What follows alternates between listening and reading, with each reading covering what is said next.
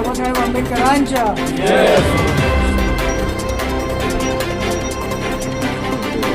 बहुत बहुत धन्यवाद, साथ में आभार।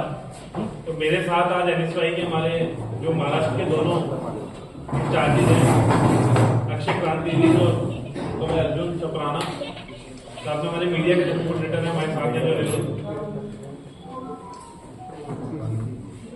अक्षय क्रांति जी। देखिए, मैं कई दिनों से आपने देखा होगा, संसद से लेकर सड़क तक देश में रोष है, आक्रोश है। कहीं ना कहीं देश का जो अपमान है उसको भी ठेस पहुंचाने का काम देश के होम मिनिस्टर अमित शाह जी ने करा।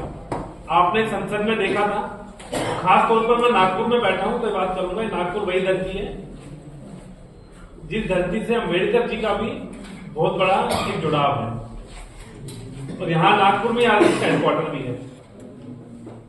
तो जो अमित शाह जी ने जिस तरीके की उनकी फ्रस्ट्रेशन निकली, जिस तरीके का गुस्सा निकला उनका अम्बेडकर जी के प्रति और देश के संविधान के प्रति, बार बार कांग्रेस पार्टी के हमारे नेता राहुल गांधी जी बोलते रहे कि कहीं ना कहीं संविधान की किताब दिखाने का भी काम करा उन्होंने बीजेपी को, बीजेपी के नेताओं को, कि ये देश संविधान से चलेगा और देश के संविधान को तोड़ना बंद करो और देश के संविधान का अपमान करना बंद करो। उसका जीता जागता उदाहरण इतने दिन हो गए, अभी तक अमित शाह जी के मुंह से जो शब्द निकलने चाहिए तो नहीं निकले।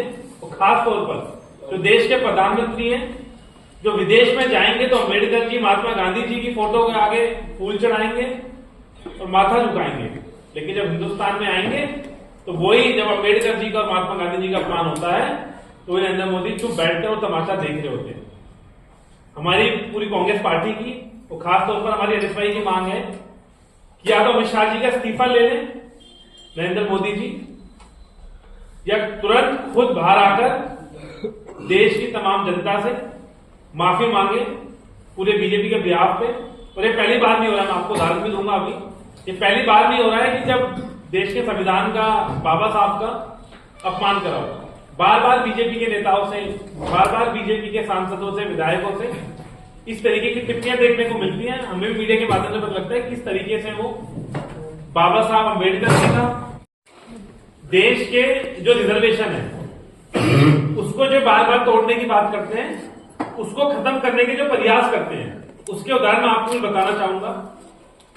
आपने कुछ, मैं आपको डाटा बताता हूं कि बीजेपी के समय में 2023 में आते आते 2013 में जो पब्लिक सेक्टर की नौकरियां थी वो थी 14 लाख, लगभग कांग्रेस के समय में हमने भरी थी पब्लिक सेक्टर की नौकरियां। पब्लिक सेक्टर की नौकरियों में जो रिजर्वेशन है लागू होता है। आज ये डाटा मेरा नहीं है, डाटा सरकार के दिया हुआ डाटा है।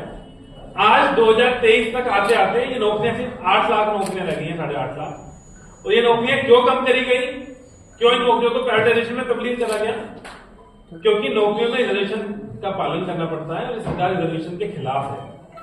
ये सरकार नहीं चाहती कि SC ST OBC का स्टूडेंट, ट्राइबल स्टूडेंट देश में शिक्षा ग्रहण करे और शिक्षा ग्रहण कर अपना उन लोगों से हक मांगे। इसके बाद मैं बात करूंगा, लगभग देश में 45 सेंट्रल यूनिवर्सिटीज है। ये भी सरकार ने पिछले साल बताया था संसद में, हमारे आईटी के माध्यम से कुछ सांसदों ने सवाल भी खड़े करे गए कि देश में 45 सेंट्रल यूनिवर्सिटीज है।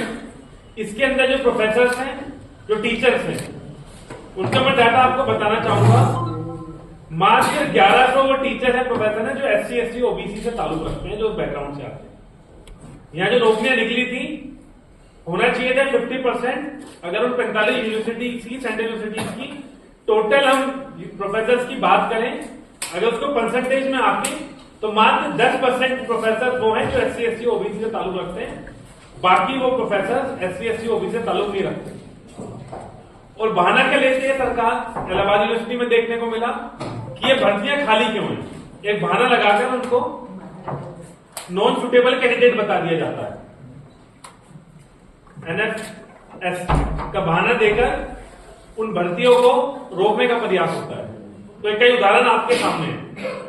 इसके बाद आपने देखा होगा 13,000 SC ST जो OBC स्टूडेंट्स हैं वो IIT IIMS 2018-2023 के बीच में उसमें ड्रॉप आउट पाया गया कि 13,000 स्टूडेंट्स SC ST OBC के IIT एम्स में कम गए हैं 2018 से लेकर 2023 तक। ये तमाम ऐसे उदाहरण मैं 45 सेंट्रल यूनिवर्सिटीज की बात करूं और उत्तर प्रदेश जैसे कई ऐसे स्टेट्स की बात करूंगा और मैं वाइस चांसलर देखेंगे तो आपको पता लग जाएगा वाइस चांसलर कितने SC ST और OBC हैं।